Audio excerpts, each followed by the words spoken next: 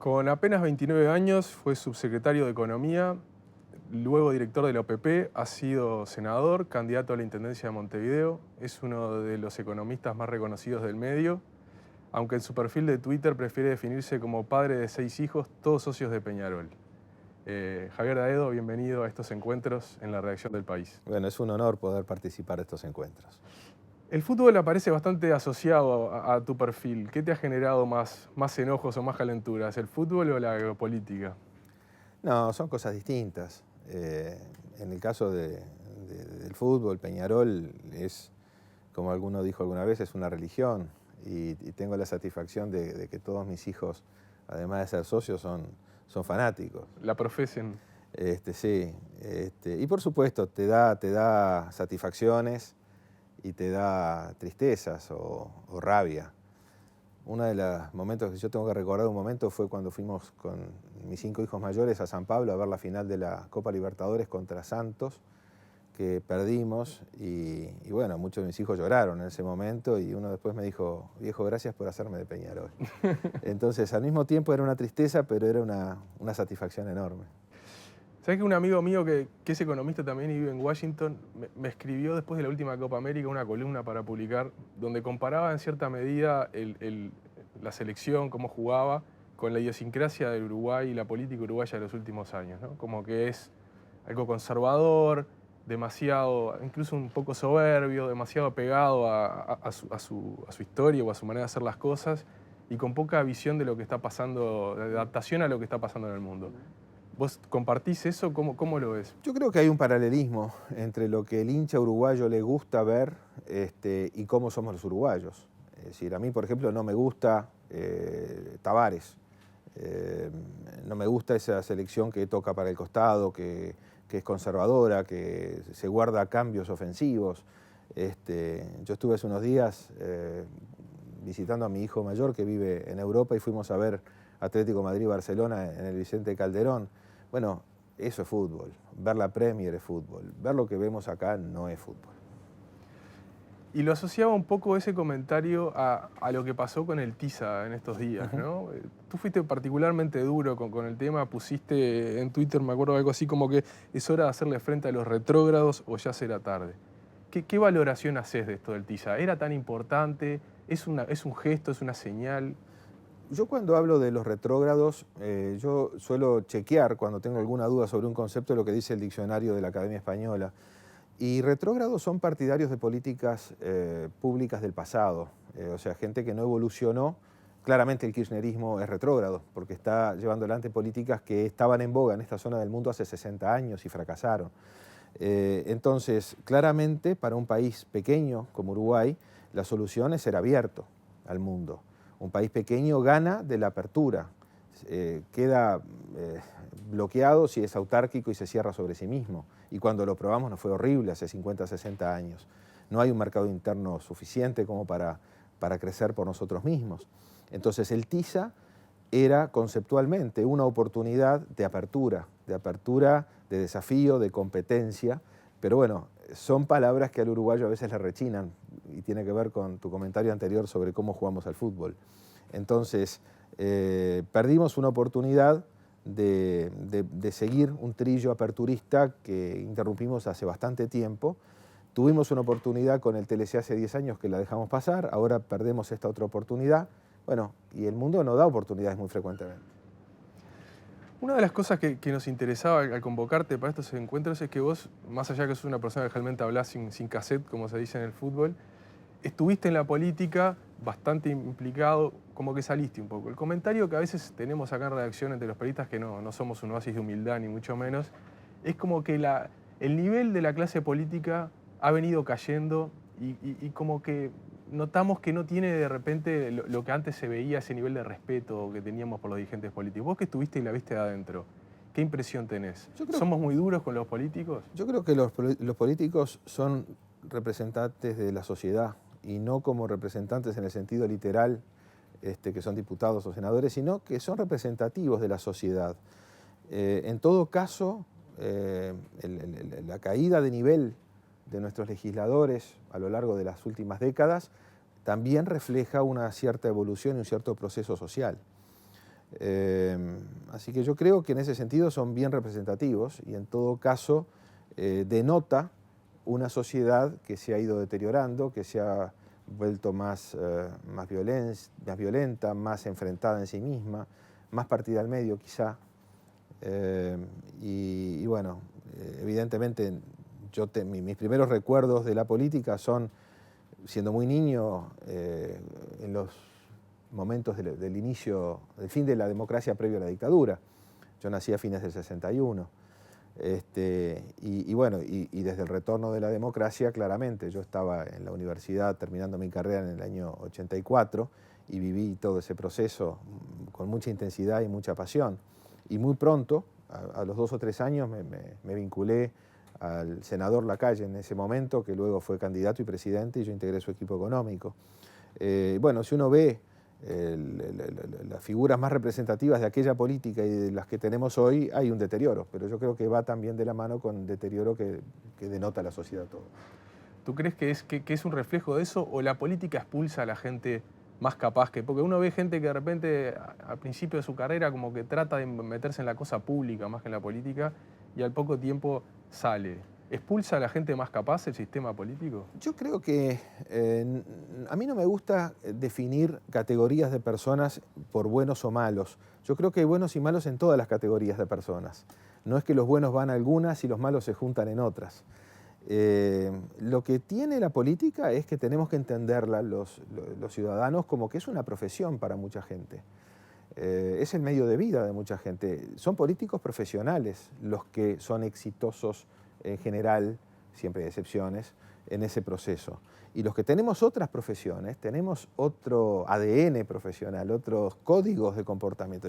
Los códigos como economista no son los códigos como periodista, como constructor o como político. Hay otras reglas de juego en esa profesión. Entonces quizá muchas veces quienes intentamos entrar en ese mundo o quienes intentan entrar en ese mundo no tienen el éxito que podían esperar porque, bueno, en realidad las características que ellos tienen, su ADN no da para ese mundo. Tú decías en una entrevista previa hace unos años que políticamente te sentías identificado con ciertos principios o valores que asociabas al Partido Nacional, pero que eso no te hacía sentir obligado a votarlo siempre o a acompañar a sus líderes. Hablando con mucha gente comparte esa postura. Ahora, ¿cuáles son esos valores? ¿Qué es lo que vos identificás con ese ideal político que debería ser? Bueno, yo al Partido Nacional lo identifico con mi tradición familiar, con mi origen de familia agropecuaria, también con un origen de cultura cristiana y católica. Eso es lo que a uno, los valores que permanecen a lo largo de las décadas y que son las características centrales de un partido político, que por supuesto los partidos también evolucionan o más o menos acorde a la sociedad y a los liderazgos que ocasionalmente van teniendo. Pero yo de vuelta, como decía antes, no creo que en un lugar estén todos los buenos y en otro todos los malos. Yo no comparto cuando algunos dicen, sí, no hay nada mejor que un correligionario y nada peor que un adversario. No, hay correligionarios insoportables e intolerables y hay adversarios geniales. Entonces, yo creo que esa apertura de cabeza no es muy políticamente correcta, quizá para el desempeño en la vida política, y de hecho cuando estuve en política eso me generó algunos dolores de cabeza, pero yo creo que es así, y yo creo en otros valores incluso que, o sea, yo me siento socialdemócrata, yo me siento muy identificado en materia de política económica, más allá de discrepar con cómo se están haciendo las cosas y se hicieron en los últimos tiempos, con lo que ha sido la gestión de Astori como líder del equipo económico. Es decir, más allá, insisto, de tener discrepancias y en el suplemento de Economía y Mercado de este diario yo escribo duramente a veces contra las políticas económicas del gobierno. Pero el poder contemplar simultáneamente las dos partes de la economía, la parte social y la parte numérica, digamos, que muchas veces se deja de lado una y se prioriza la otra, y se cometen errores. Tiene que ser un balance. ¿Cuál crees que ha sido el rol que ha cumplido Astori en estos años de la política uruguaya? Yo creo que ha sido un rol determinante. Creo que ha sido la persona más importante de los últimos 15, 20 años en la política uruguaya, porque además es muy difícil contestar la pregunta, porque yo tendría que decirle a quien nos está escuchando, mirando o leyendo, que comparar una realidad que hemos vivido con una realidad que no vivimos. Yo me pregunto, ¿qué hubiera sido la economía uruguaya en estos últimos 3 gobiernos o 2 gobiernos y pico que estamos transitando, si Astori no se hubiera ayornado antes que nadie dentro del Frente Amplio y se hubiera reciclado de algún modo y hubiera adoptado y asumido las políticas económicas tradicionales de reputación del país en materia fiscal, el tema inflación, el tema respeto de los contratos privados, la inversión privada, la inversión extranjera, lo de la deuda pública, organismos internacionales. Es decir, claramente el Frente hizo en el gobierno cosas muy distintas a las que había dicho antes. Bueno, eso se debe a Astori. Y eso es muy bueno porque ha permitido una continuidad de políticas que al país le hacen bien desde todo punto de vista, porque si no fuera así, empezamos a perder inversiones, empezamos a perder prestigio, reputación, empieza a subir el costo del dinero cuando nos tenemos que endeudar para financiar nuestros déficits. Entonces yo creo que él ha sido el líder de la renovación de la izquierda, que es muy dura, porque hay una parte que no se renueva, y es una parte que ha crecido en las últimas elecciones. Y bueno, y yo no le puedo discutir su excesiva tolerancia, porque la tolerancia por definición es una actitud positiva. Y en política se entiende que es un valor ser parte de un partido y actuar.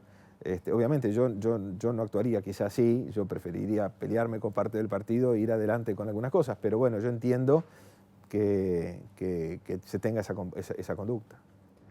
También en su momento defendiste públicamente, o por lo menos marcaste algún matiz cuando estaba en el medio de la tormenta, a Fernando Lorenzo cuando el caso Pluna.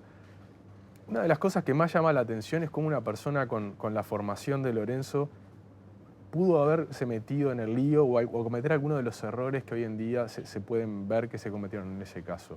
¿Cómo te lo explicas vos? Porque una persona no solamente es su formación, su inteligencia, es también quizás su ansiedad, sus ganas de resolver un problema, y yo creo que eso fue lo que lo complicó a Fernando, que no deja de ser inteligente y brillante porque haya cometido los errores y haya tenido las conductas que tuvo en ese proceso. Yo creo que lo mató la ansiedad por resolver un tema que realmente era muy complicado y que posiblemente desde dentro se veía mucho más complicado que desde fuera. Pero también hay elementos informativos que uno desconoce de las internas de ese gobierno y de la política concreta respecto a la toma de decisiones en esa área. O sea que no podría terminar de responderlo, pero claramente yo lo considero mi amigo, yo sé que él a mí también. Ahora nos vemos poco últimamente, pero tengo el mejor concepto de él como economista y como persona. Pero creo que la ansiedad por resolver un problema que había heredado del gobierno anterior y de su líder político lo complicó mucho. Y esto nos lleva un poquito, tal vez, a la otra gran figura política que ha tenido el país en estos años y a quien también ha estado muy asociado a todo el caso Pluna, ¿no? Que es José Mujica. ¿Qué opinión personal tenés sobre el rol de José Mujica, sobre su gobierno? Vos sos una persona que viaja bastante, tenés una idea del impacto que tiene la figura de Mujica a nivel mundial. ¿Cómo te lo explicás? Sí, no, es clarísimo que tiene un impacto impresionante afuera, ha manejado muy bien su imagen y además lo ha hecho en gran parte en forma espontánea. Él es lo que transmite lo que es y es lo que transmite. Quizá puede haber estado sobreactuado en algún momento. Yo creo que alguna vez escuché una entrevista que le hicieron a Ernesto Talvi, y dijo: Mujica no cambió Uruguay, Uruguay cambió a Mujica. Eso es una gran verdad. Es decir, el Mujica que llegó a presidente no es el Mujica de los 60. Es un Mujica que pasó por diputado, senador y ministro. No fue un advenedizo a la política. Fue un gradualismo típico de los procesos uruguayos de nuestros presidentes, que en general han llegado sin saltearse etapas. Yo creo que fue un desastre como gestor. Fueron 5 años perdidos. Yo asocio ese periodo al concepto de los abogados de lucro cesante. El lucro cesante es el dejar pasar oportunidades y perder chances de hacer cosas. No es lo mismo que el daño emergente, que es el daño directamente asociado a un acto o a una decisión.